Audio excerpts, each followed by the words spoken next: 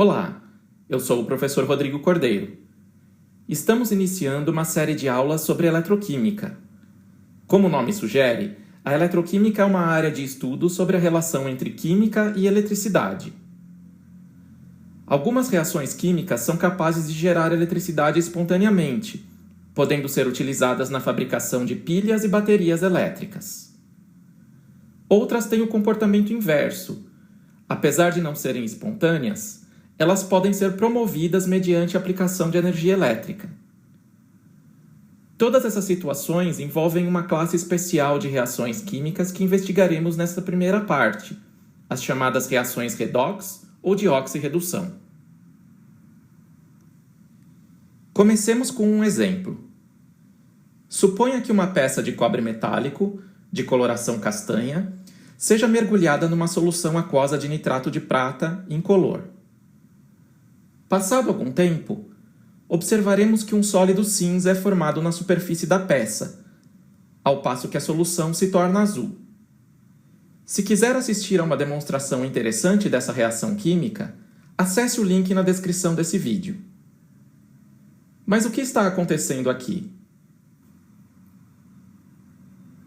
Sabemos os elementos químicos que estão presentes no meio reacional, então podemos ter uma noção dos produtos dessa reação, analisando sua aparência e propriedades. O sólido cinza possui as características da prata na forma metálica, que é formada e se deposita na superfície da peça. Sais de cobre são conhecidos por sua coloração azul em solução, o que nos sugere que a reação produz nitrato de cobre. Esta é a equação balanceada que descreve a reação. Para compreendermos melhor o que é oxirredução, convém reescrevermos a reação química na forma iônica simplificada. Representaremos cada reagente e produto na forma como efetivamente se encontra no meio reacional. O cobre metálico é um sólido formado por um agregado de átomos eletricamente neutros. Podemos adicionar o índice 0 para realçar que os átomos não possuem cargas elétricas. O nitrato de prata é um sal solúvel, por isso está presente na forma de íons dissociados em meio aquoso. Não esqueça de levar em consideração os coeficientes estequiométricos da reação. O mesmo tratamento pode ser estendido aos produtos. O nitrato de cobre está na forma dissociada e a prata está na forma metálica. Repare que os ânions nitrato aparecem tanto nos reagentes quanto nos produtos. Eles são íons espectadores da reação. Estão presentes no meio reacional, mas não sofrem nenhuma transformação. Para simplificar a equação, podemos omitir os íons espectadores. Chegamos finalmente à reação na forma iônica simplificada. Ela revela que os átomos de cobre, inicialmente neutros, perdem elétrons e se transformam em cátions cobre 2+. Este processo é denominado oxidação. Os cátions prata+, recebem elétrons, produzindo átomos neutros de prata. Este processo é denominado redução. Reações redox ou de oxirredução são reações de transferência de elétrons. Elas podem ser desmembradas em duas semi-reações. A de oxidação, na qual os elétrons são perdidos, e a de redução, na qual os elétrons são recebidos. Note que a reação está balanceada também para os elétrons. O número de elétrons produzidos na oxidação é igual ao número de elétrons consumidos na redução.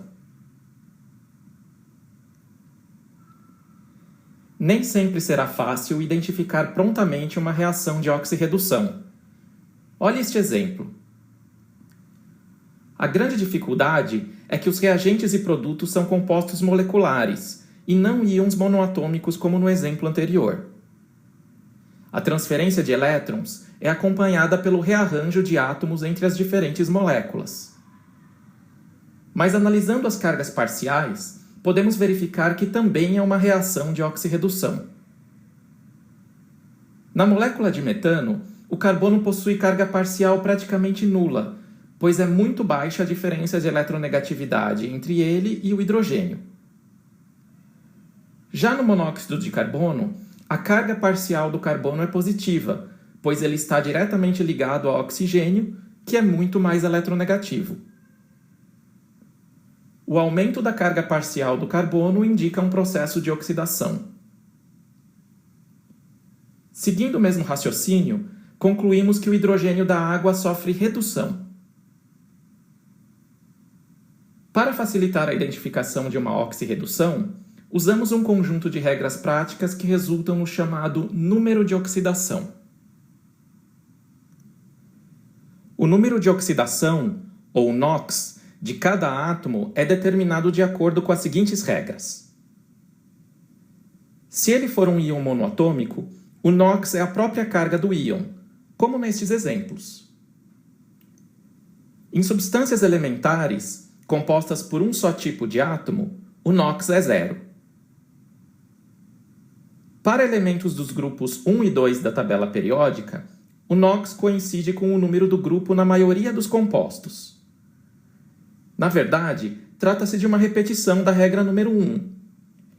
Por exemplo, o sódio está na forma de cátions monoatômicos na maioria dos compostos, por isso seu NOx é mais 1. Uma exceção é quando estiver na forma elementar. Aí então vale a regra 2, que estipula NOx igual a zero. Halogênios possuem NOx menos 1 em muitos compostos químicos. As exceções mais notáveis são as substâncias elementares, ou os compostos em que o halogênio se liga diretamente a um elemento mais eletronegativo. O oxigênio possui NOx menos 2 na maioria dos compostos químicos. Exceções ocorrem, por exemplo, em compostos como os peróxidos, em que há uma ligação OO. Nesses casos, o NOx é menos 1. Em geral, o hidrogênio possui NOx mais 1, exceto em compostos nos quais ele é o elemento mais eletronegativo. Por fim, a soma dos números de oxidação de cada átomo precisa ser igual à carga total da molécula, como podemos constatar nesses exemplos. Sabemos que oxidação significa perda de elétrons, mas também podemos defini-la como o aumento do número de oxidação. No mesmo espírito, redução significa ganho de elétrons ou diminuição do número de oxidação. Frequentemente, você ouvirá os termos agente oxidante e agente redutor. Agente oxidante é a espécie que sofre redução, provocando a oxidação da outra. Agente redutor é a espécie que sofre oxidação, provocando a redução da outra. Cuidado para não confundir. Vamos ver se você compreendeu. Considere a reação balanceada entre permanganato e cloreto em meio ácido. Pause o vídeo, determine o número de oxidação de cada elemento e identifique os agentes oxidante e redutor. Vamos conferir? Começamos pelo permanganato. O elemento manganês não aparece na nossa lista de regras do NOx. Porém, sabemos que cada oxigênio possui NOx menos 2, totalizando menos 8. A soma dos NOx precisa resultar na carga total do íon permanganato. Por isso, o NOx do manganês só pode ser mais 7. Os outros elementos são aplicações diretas das regras práticas do NOx. Ao longo da reação, o NOx do elemento manganês diminui, indicando que ele sofre redução. O NOx do elemento cloro aumenta, indicando que ele sofre oxidação. Portanto, o íon permanganato é o agente oxidante e o cloreto é o agente redutor. Com este exemplo, Encerramos essa aula. É importante que você tenha compreendido que reações de oxirredução são reações de transferência de elétrons e que podemos facilmente identificar os agentes oxidante e redutor com base nos números de oxidação. Na próxima aula, veremos como essas reações podem ser utilizadas para gerar energia elétrica. Até lá!